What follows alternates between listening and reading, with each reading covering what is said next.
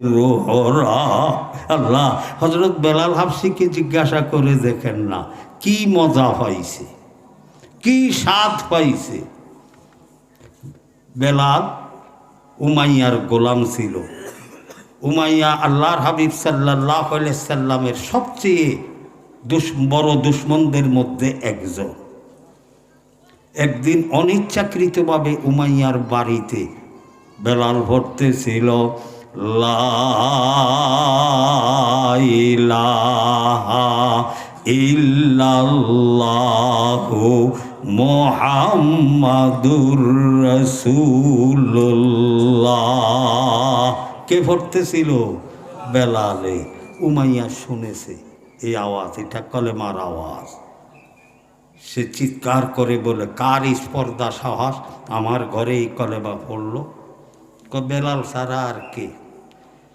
বেলাল রে ডাইকা নিয়া বলে, বেলাল আমাকে বেজ্জত করিও না, লাঞ্ছিত করিও না।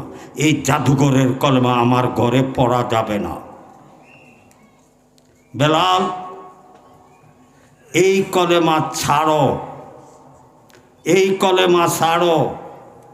যা চাও তা দিব, আরবের সুন্দরী মহিলা চাও দিব, আজাদ হইতে মনে চাইলে আজাদ করে দিব, টাকা চাইলে টাকা দিব, জাগা চাইলে জাগা দিব, জমিন চাইলে জমিন দিব, যা চাও তা দিব, এই কলেমা ছাড়ো।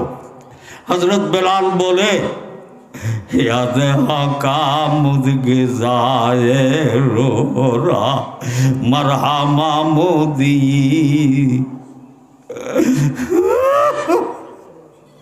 इसके आसोलस्त कुचो बरफरो हर से जुज़मा शुके बाकी जुमला सो मंदिल्लाह बाकी जुमला राफ मरहबा आए इश्क शिरकत सुज़ा।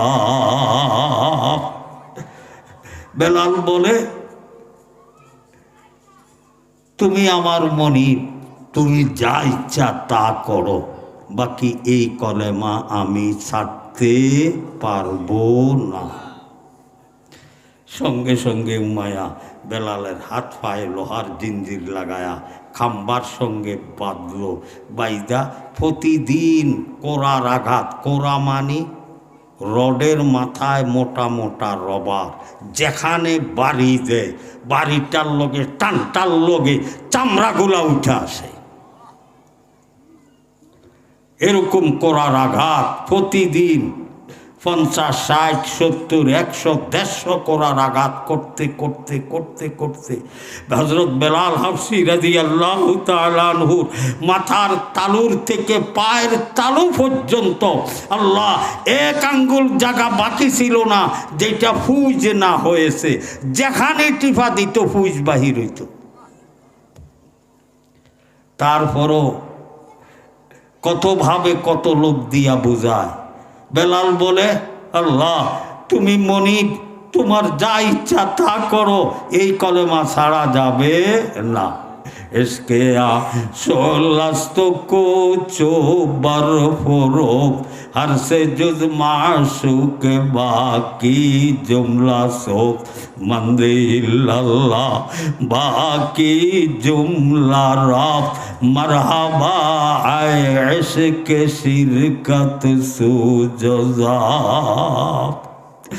मज़ा तौहीद का हमको चका, मज़ा तौहीद का हमको चका दो, तेरे अगियारों को दिल से हटा दो, तेरे अगियारों को दिल से हटा कर तेरे दर्स में लगा हमको खुदाया। बेलाल একদিন হাজার হাজার যুবকদেরকে হুকুম দিল, তাকে কোনো রকমে কথা মানানো যায় নাই বেলালকে। আমাদের দেশে এই যেটা সবচেয়ে পাথরের উঁচা পাহাড়। এই পাথরের উঁচা পাহাড়ের উপরে বেলাল হাফসির হাতে পায়ে রশি লাগায়া দড়ি বান্দা উঠাইয়া ওইখান থেকে ছেড়ে দিবা। চক্কর খেতে খেতে খেতে খেতে খেতে ৫,০০০ ৭,০০০ হাত উঁচা পাহাড়ের পাথরের পাহাড়ের উপরে বেলালকে উঠাইয়া যখন ছেড়ে দিত, চক্কর খেতে খেতে খেতে খেতে খেতে খেতে খেতে হযরত বেলাল নিচে আসতো। বেলাল হাফসি রাদিয়াল্লাহু তাআলা আনহুর গোশত কত বাবুল কাটা, কত পাথরের মনে বেলাল হাফসির গোশতের টুকরা আটকায়া থাকতো। হযরত বেলাল উমায়া এই অবস্থায় বেলাল হাফসির সম্মুখে গেছে, যাইয়া বলে, বেলাল, এই না মাত্র সাজা শুরু হয়েছে, এর থেকে কঠিন সাজার ব্যবস্থা করা হবে, এখনো সুযোগ আছে, কলেমা ছাড়ো, যা চাও তা দিব। হযরত বেলাল বলে, কি বলো তুমি সারার জন্য? এটা কি সারার মতো জিনিস নাকি? তুমি তো মনে করছো আমি তোমার রশির ভিতরে বাঁধা, এটা মনে করছো। হ্যাঁ, প্রকাশ্য আমি রশির ভিতরে বাঁধা আছি, আসলে আমি কোথায় আছি এটা তুমি জানো? এ উমায়া, লা বলে ডাক মারার সঙ্গে সঙ্গে जिधर देखता हो वो अदर तू ही तू है, वो जिधर देखता हो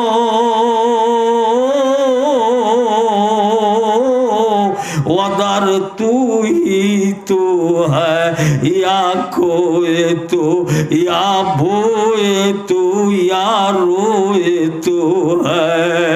আমি বেলাল যেই দিকে নজর করি আল্লাহ পাকের নূর দেখতে পাই, ডাইনে তাকাই আল্লাহর নূর, বামে তাকাই আল্লাহর নূর, সম্মুখে তাকাই আল্লাহর নূর, পিছনে তাকাই আল্লাহর নূর, মাথার উপরে তাকাই আল্লাহর নূর দেখতে পাই, আল্লাহকে দেখতে পাই। কিসের কলেমা ছাড়বো? এই কলেমা ছেড়ে বেলাল বাঁচতে পারে না। বিশ্বাস হয়নি আপনাদের? ও ভাইয়েরা, আল্লাহ রসুল হযরত বেলালকে কত কষ্ট দিছে রে, হায় হায় হায় হায়। হযরত বেলাল হাফসি রাদিয়াল্লাহু তাআলা আনহু কি जिधर देखता हो। ও ভাইয়েরা, নমাজ সারা জিকির এটা বন্ডামি, ঠিক না? ঠিক না?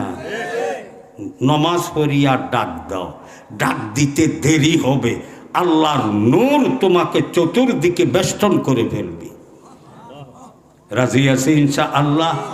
নমাজ পড়িয়া, বিবি পর্দা করিয়া, হালাল গেজা খাইয়া। ইমাম আহমদ ইবনে হাম্বলি মযহাবের ইমাম, जिनाके हाकिम হাদিস বলা হয়, जिनाके হুজ্জতে হাদিস বলা হয়, ইমাম আহমদ ইবনে হাম্বল, তিনি বলেন, এক ওয়াক্ত নমাজ যদি কেউ ইচ্ছাকৃতভাবে ছেড়ে দিল, পড়ল না, ইচ্ছাকৃতভাবে মানে তার স্মরণ আছে নমাজের কথা, গাফলতি করে পড়ল না। এ আমার মা বোনেরা শুইনা নেন, এক মুসলমানির অপর নাম নমাজ, নমাজের অপর নাম মুসলমানি। এক ওয়াক্ত নমাজ যদি কেউ ইচ্ছাকৃতভাবে ছেড়ে দেয়, ইমাম আহমদ ইবনে হাম্বল বলেন, ইউকতালু কুফরা, তার বিচার যদি এটা ইসলামী রাষ্ট্র হইতো আর ইমাম আহমদ ইবনে হাম্বলের মাযহাব অনুযায়ী পরিচালনা হতো, এক ওয়াক্ত নামাজ সে কেন ইচ্ছাকৃতভাবে ছেড়ে দিল? সে এক ওয়াক্ত নামাজের ওয়াক্তটা চলে যাওয়ার সঙ্গে সঙ্গে সে মুসলমান নয়, সে কাফের হয়ে গিয়েছে। এবং শরীয়তের দৃষ্টিতে তার বিচার যদি এই দেশটা ইমাম আহমদ ইবনে হাম্বলের মাযহাব অনুযায়ী পরিচালনা হতো, তাইলে তার বিচার হইতো কি? সে কাফের, কাফেরের বিচার তার গর্দানকে কেটে